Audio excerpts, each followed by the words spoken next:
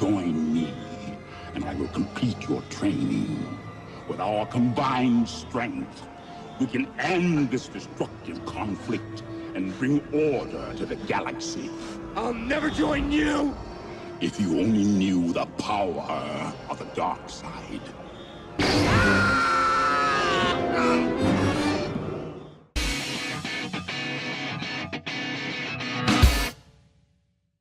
What's going on, everybody? Sean Ross here, and welcome back to the channel, guys. I hope you all are having a great day thus far, because we have a very good chapter to talk about and to discuss this week for My Hero Academia, chapter 193, entitled Traces. And personally for me, I was very much looking forward to this chapter all week long. I was very curious on what new information we were going to learn, because last chapter's cliffhanger of getting to see Deku entering that dreamlike sequence, the avatar state of One For All, if you will, I'm very curious what this means moving forward with Deku and his connection with One For All, but I was very glad to see that Horikoshi dedicated this entire chapter to this dream sequence within One For All, to where now Deku has been able to meet a majority, or at least see a majority, of the previous One For All holders. But I was most intrigued to find out what was going to go down with Deku just getting to witness All For One talking with his younger brother, the first holder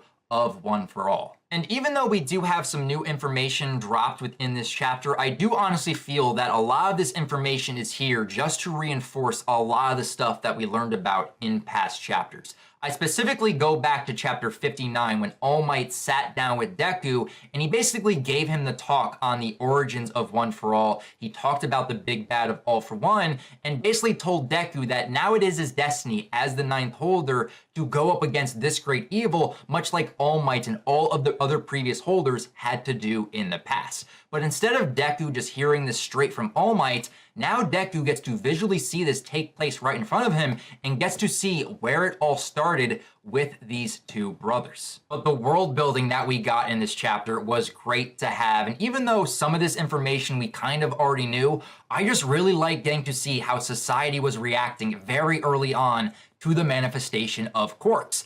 Everything was in chaos and both sides were divided amongst the quark users and the quarkless. This really does remind me of the X-Men with the mutants against the non-mutants. Both sides were oppressing one another, and it really does make sense how easy it was for All For One to come into this power vacuum and just take control of society so many years ago. So there's going to be a lot of things to talk about, to speculate, and to discuss with this chapter and what it means for the story moving forward. But before we actually dive into this chapter page by page, these are just some of the questions I have within my mind and what they could mean moving forward.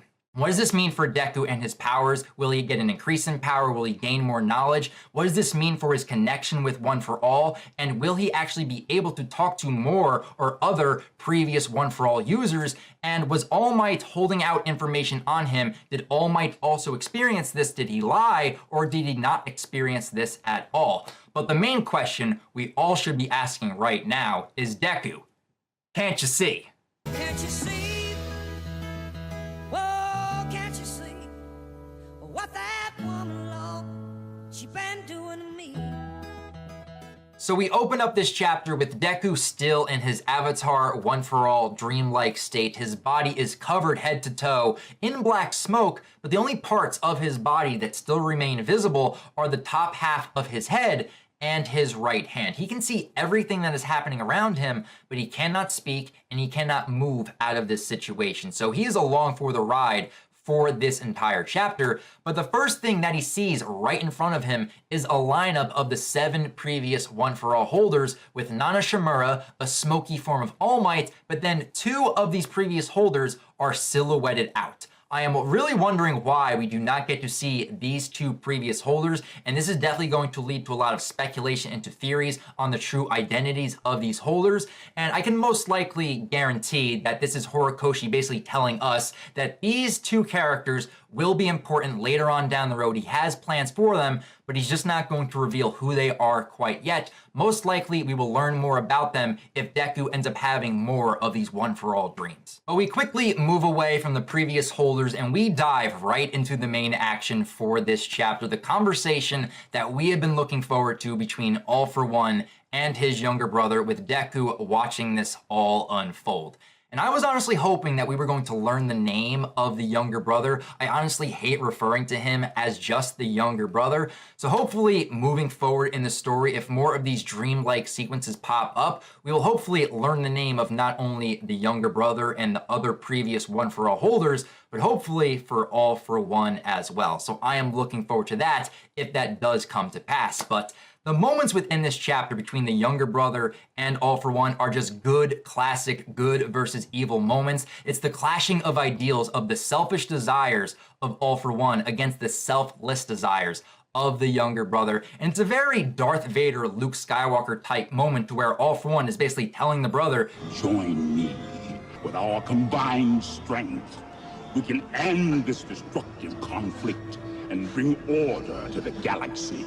I'll never join you!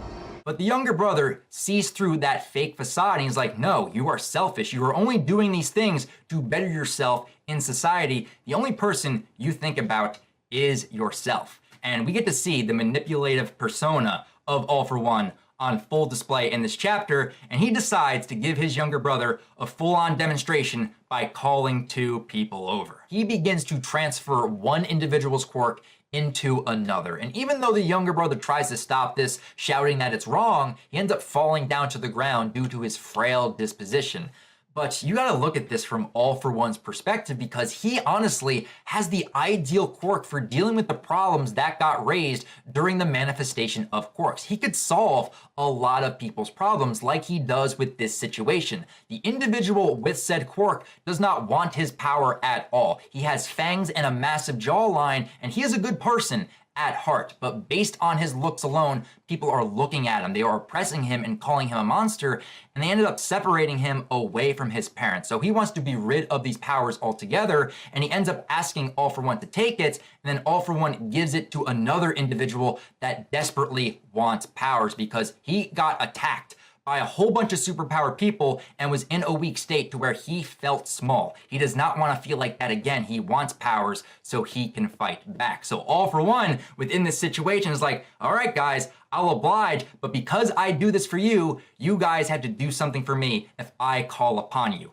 You scratch my back, I'll scratch yours. And it's this mentality that is strengthening the God complex within All For One, because he already knows that he literally holds the power within his hands to where he can restore order to this world that has been thrown into chaos with the rise of superpowers. And by helping all these people, he will have them under his thumb. He will have them at his beck and call. And when All For One asks them to do something, they will do it because they will know this man is the most powerful man in the world. I do not want to wrong him. I don't want him to take my power away, and they will follow him religiously, as we come to see with the bodyguard ninja that swoops in and subdues the younger brother from getting too close to All For One. This just goes to show the type of power that All For One is building, because all of his servants now know he has the ability to give us our power or he can take it away. And that is put on full display during the riot, where we come to see all these quirk-wielding people attacking the quirkless,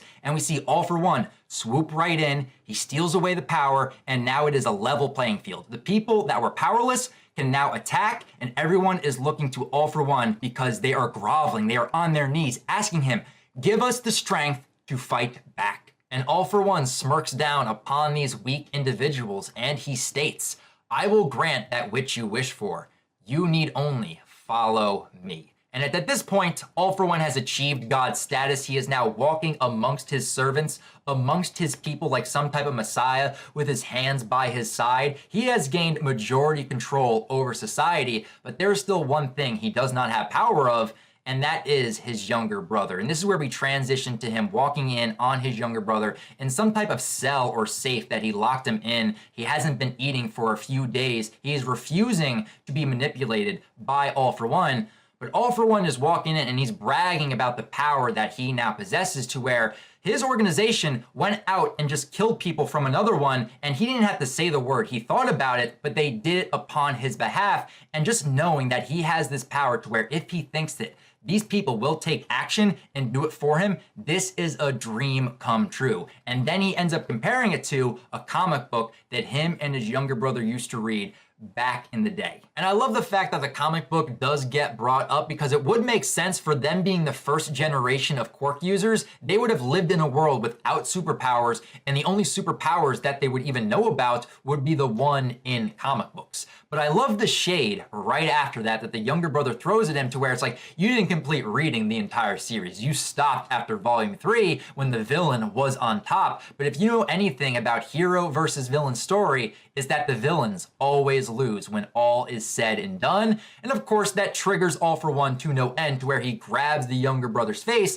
and this leads into what we know about him transferring the stockpiling quirk, and thus One for All is born. And that is basically the end of the dreaming sequence. But as Izuku is standing there and everything is evaporating away, he gets visited and is talked to by the first One for All holder. And this is a new revelation that we are learning within this chapter, because we didn't know that the previous holders could possibly talk to Izuku. And this is really reminding me, back in Avatar The Last Airbender, we had that episode, just going back with Roku, talking with Avatar Aang, but then also having the whole thing with Roku and Sozin. I really do like that aesthetic within this chapter, but him basically talking to Izuku, basically saying, I showed you all that I could. I can only show you since you can manage only 20% of the power, but don't you worry, you are not alone. They end up grabbing each other's hands, and then we end up getting out of the dream, and something is happening within Izuku's room. And Aoyama, who is right next door, ends up waking up due to all of this commotion, and he ends up walking over to make sure that Deku is okay, and wondering what the noise he is making in the middle of the night. And even though this is a very small detail, I like the fact that this was incorporated, because this is still building upon the friendship that we have seen building between Deku and Aoyama by Horikoshi with these recent chapters, and I just really like getting to see that. But once Aoyama walks through the threshold of the door and realizing that Deku didn't close it, he begins to see the damage that Deku did to his room. His chair is on the floor, there are scorch marks on the wood, the rug, and the bed sheets, most likely from Deku activating full power while he was in this dream state. So I'm very curious to learn more about what this all means. But we just see Deku just panting and staring at his right arm. I don't see the scars on his right arm, but what we do see are the lines, most likely from when he activates One for All. It most likely is like that pinkish red color, the veins that pop up whenever he activates the power, or this could be something else entirely. We won't know until we get answers next chapter, but that is a cliffhanger we have with chapter 193, and we're gonna have to wait an extra week because Weekly Shonen Jump will be on break. No new chapters will be coming next week, so we have 2 weeks to wait for the answers for what we learned in this chapter. It sucks, but I'm still looking forward to see what chapter 194 is going to bring us in the next 2 weeks. So with that, guys, that is my review on chapter 193 for My Hero Academia. But now I definitely want to hear your guys' thoughts on this latest chapter. What were your positives? What were your negatives? And what was your favorite moment from this chapter? What do you think about the conversation between All for One and his younger brother? And what do you think's going on with Deku with these One for All dreams and the markings on his right hand during the ending cliffhanger for this chapter? Leave your thoughts down in the comments below, guys. And if you guys want to talk more about My Hero Academia outside of YouTube, feel free to follow me on Twitter, guys. A link to my Twitter can be found in the description down below. But that's going to do it for me here, guys. So 2 weeks from now, when we have chapter 194 for My Hero Academia, I'll talk to you guys next time. But remember, go beyond plus ultra.